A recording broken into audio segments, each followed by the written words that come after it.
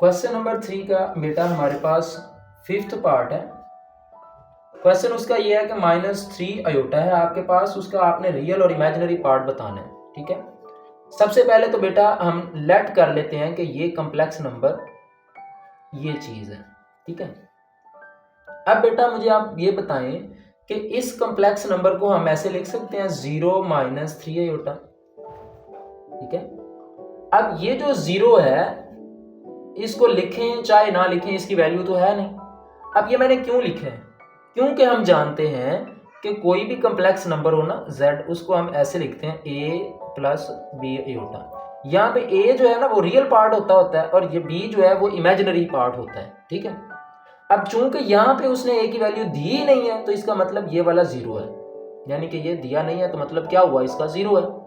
या तो इसकी कोई ना कोई वैल्यू होती ना, 1 होती, 2 होती, 3 होती, 5 होती, -5 होती, -6 होती या 2/3 होती। चूंकि नहीं दिया हुआ इसका मतलब ये 0 है। ठीक है, अब हम इसका रियल पार्ट जो है वो लिखते हैं। रियल पार्ट ऑफ इस z कॉम्प्लेक्स नंबर का क्या आएगा, ये 0, और इसका इमेजिनरी पार्ट जो है वो बेटा क्या आएगा, इमेजिनरी पार्ट ऑफ z = -3, क्योंकि अयोटा के साथ जो लगा होगा वो आपके पास क्या होगा, इमेजिनरी पार्ट होगा कॉम्प्लेक्स नंबर का। ओके, अब बेटा ये चीज नोट करें कि इमेजिनरी को ऐसे भी लिख सकते हैं शॉर्ट फॉर्म में, और पूरे स्पेल भी इसके लिख सकते हैं। ठीक है, दोनों ठीक है। उसके बाद बेटा इसका 6th वाला पार्ट है। क्वेश्चन उसका ये है कि 2 + 0 अयोटा है आपके पास, और आपने क्या करना है, इसके इमेजिनरी और रियल पार्ट्स लिखने हैं। ठीक है, लेट आपके पास ये z कॉम्प्लेक्स नंबर है 2 + 0 अयोटा।